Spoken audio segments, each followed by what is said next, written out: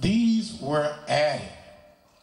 So it was a continuous flow, except when the Gentiles came into power, they took some chapters and put them in front of some other chapters that didn't supposed to be there, and then took chapters from the back of the book and put them in the front of the book, and then took books that's supposed to be in the front and put them and made them the last books, and then took some of the last books and made them the front.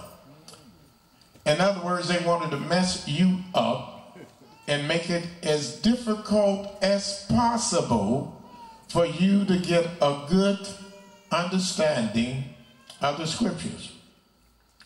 But the Almighty said he's going to take the crooked things and make them straight. And he has. He has taken these crooked things and made it straight, and we're going to straighten out a few things today. As we look in Isaiah, the 53rd chapter, the very first verse, it says, "Who hath believed our report? And to whom is the arm of Yahweh revealed?" All right, the very first. And I want you to notice something in verse 1. Who has believed our report?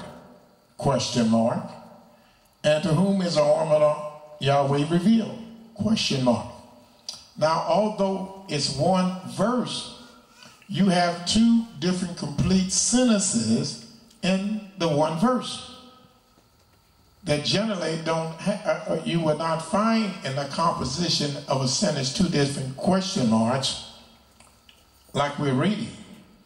But this is done to deceive our people as well. You can find this same tactic practiced in the book of Genesis, the very first chapter. When the devil wants to throw you off, if you look in Genesis, the first chapter, notice what it says. It says,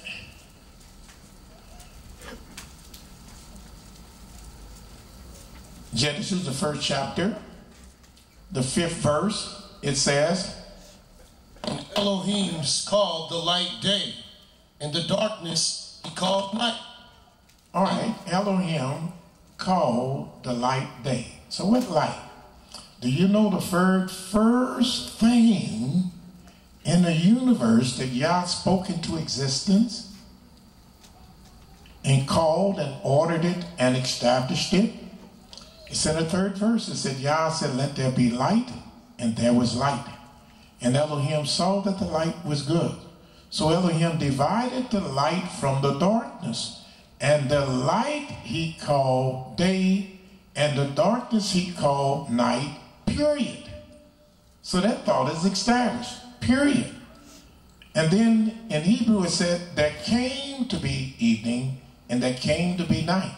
So it's in the same verse. So most people think that it's in the same thought, that this is the thought that he's establishing.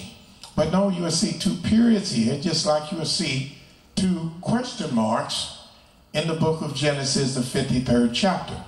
But we're not going to spend any time in Genesis. I just wanted to show you that point.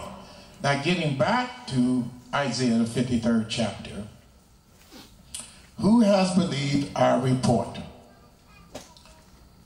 Well, if you want to know what report it is, it's being spoken of in what we call the 52nd chapter. And if you notice in the 52nd chapter, they are not speaking about an individual. They're talking about a nation. Let's read. Let's start reading in 52. Awake, awake, put on thy strength, O Zion. Put on thy beautiful garments, O Jerusalem, the holy city.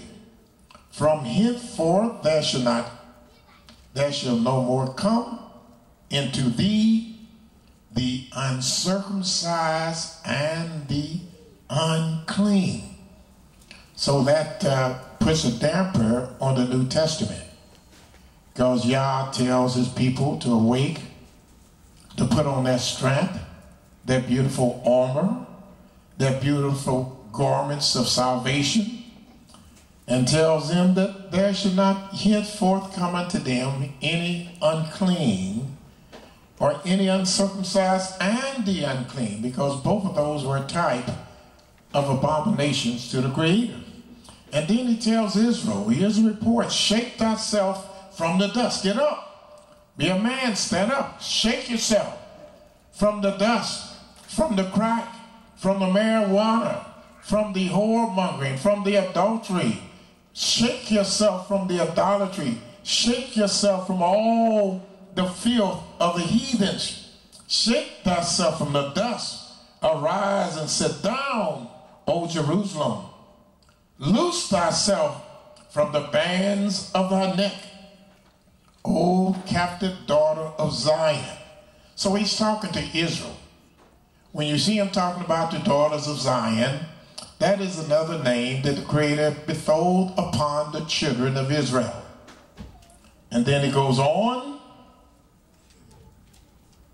For thus saith Yahweh, ye have sold yourselves for naught, and ye shall be redeemed without money. You have sold yourself for nothing, for vanity, for things that are worth nothing, but you shall be redeemed without money. So we don't have to worry about stealing tickets to get back home to the Holy Land. We don't have to worry about selling our houses and automobiles in order to go back home. The Creator says to us, you have sold yourselves for naught, and ye shall be redeemed without money. So it don't take money in order for Yah to redeem his people back home. And then it says, for thus saith Yahweh Elohim. Let you know he's speaking of his people in this chapter. My people went down aforetime into Egypt to sojourn there, and the Assyrians oppressed them without cause. Now therefore, what have I here, saith Yahweh, that my people is taken away for naught? You're taking away my people for naught. They that rule over them make them to howl, saith Yah, and my name continuously every day is blasphemed. Therefore my people shall know my name. Yet the Creator declares that his people shall know his name. Therefore they shall know in that day that I am he that does speak. Behold, it is I. So the Creator speaks, and we will know that it is him. According to the New Testament, nobody has seen God at any time nor heard his voice. But Yah here says he speaks to his people, and his people knows his name. So it's very important that we learn the name of the Most High. And if we are his people, we know it. Let's keep reading. Verse 7.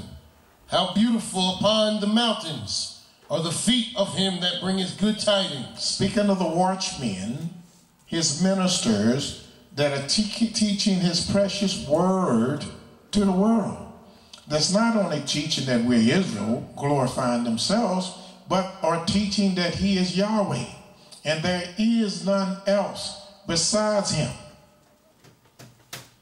That publish peace, that bringeth good tidings of good, that publishes salvation. See, 53rd and 52nd chapter go together. You can't, this is where it really starts, this thought. It starts in this so-called chapter, not 53rd, and you will see a lot of things in 52 are going to answer what's in 53 as we read.